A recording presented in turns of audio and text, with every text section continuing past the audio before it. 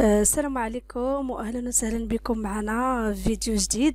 البنات كي ضليتو لاباس كي داز نهاركم بخير، نتمنى انكم تكونوا بخير وعلى خير. بالنسبه للبنات اللي كيشوفوا الفيديو ديالنا اول مره، اشتراك في القناه ديالنا وجيم كذلك الفيديو اللي كنقدموا لكم، بارطاج مع الصديقات ديالكم باش القناه ديالنا تكبر ان شاء الله. وراه قربنا نوصل 1500 مشارك ومشتركه معنا في القناه. وكذلك زياره الصفحه ديالنا على الفيسبوك للتوصل بكل جديد ان شاء الله تعالى. حنا تبارك الله رمضان داز دغيا، يعني غدا الجمعه ليله النص، يعني النصف من رمضان. بالنسبه لهذه المناسبه يعني اختاريت اليوم نهضر على هذه المناسبه ديال ليله النصف من رمضان. يعني من الاشياء المستحبه فيها يعني صله الرحم مع العائله ومع الاقارب، اولا الاتصال عبر الهاتف، اولا يعني دابا يعني كاين وسائل باش الانسان يدير صله الرحم. هذه بالنسبه للجهه من واحد الناحيه.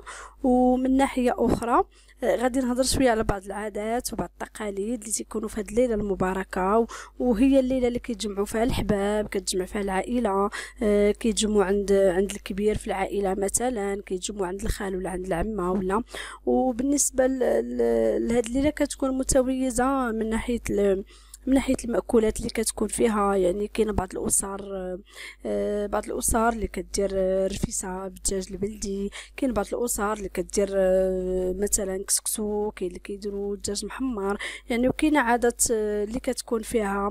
كذلك كنصوموا البنيات الصغارات باش يتعودوا على الصيام وباش باش يحسوا بالصيام.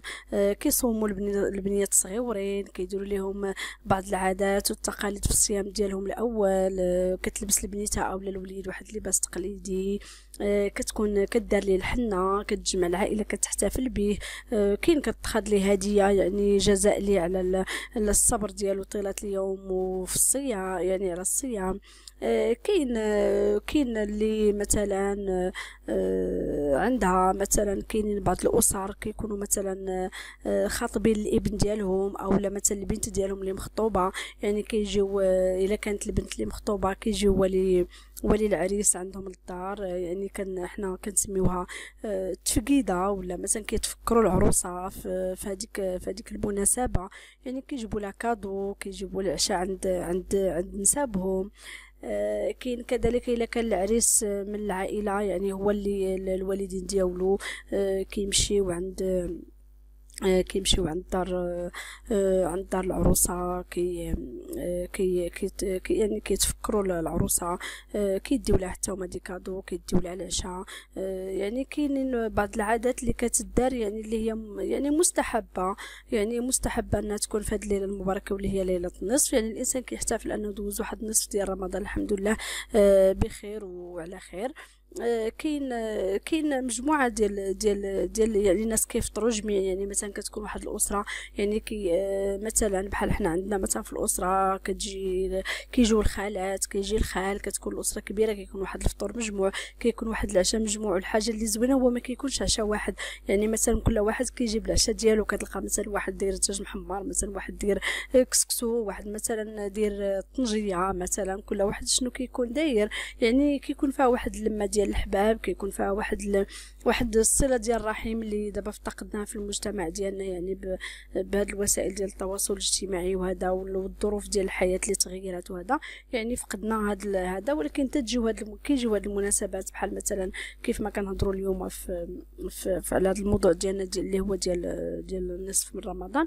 يعني كتجي هاد المناسبه باش الاسره كتجمع، باش الحباب كيتشافوا، باش حتى الوليدات هما مثلا كيشوفوا الجده ديالهم في هذه المناسبه، كيشوفوا مثلا عمامهم.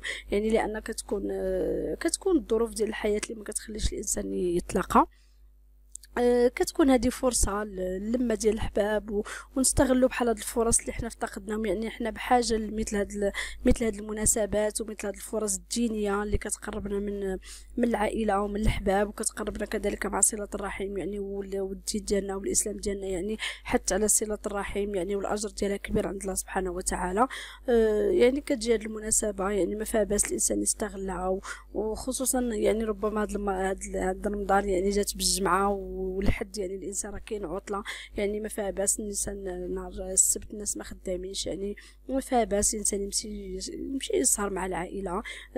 كاينين بعض الاسر بعدا نسيت، كاين واحد الحاجه بعدا نسيتها، كاين بعض الاسر اللي كيفضلوا انهم كيخرجوا لواحد الفضاءات، يعني ربما كاين المدن المغربيه تبارك الله يعني فيها فضاءات كبار. كاين بعض الاسر كيختاروا انهم مثلا ما يتعشاوش في الدار، يعني كيبدلوا الروتين، كيمشيو كيتعشاو على برا وكيفطروا على برا، يعني في واحد الفضاء عام ولا في واحد الجرده ولا في واحد ليسباس اللي كاين في المدينه ديالهم، وكتخرج الاسره كتبدل هذاك الروتين ديال الدار وهذاك الروتين اليومي. يعني زعما دي مناسبه اللي خصنا نستغلوها في هذه المسائل.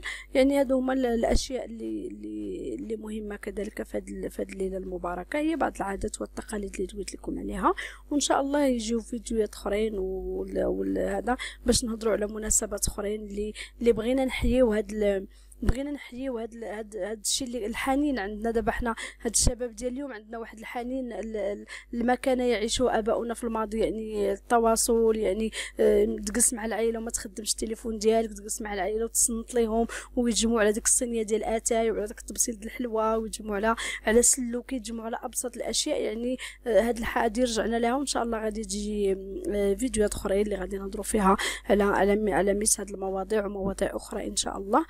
الى هنا نصل الى نهايه هذا الفيديو. عواشركم مبروكه وليله نصف من رمضان مباركه، ونتمنى لكم كل خير ان شاء الله تعالى، والى اللقاء في فيديو اخر ان شاء الله.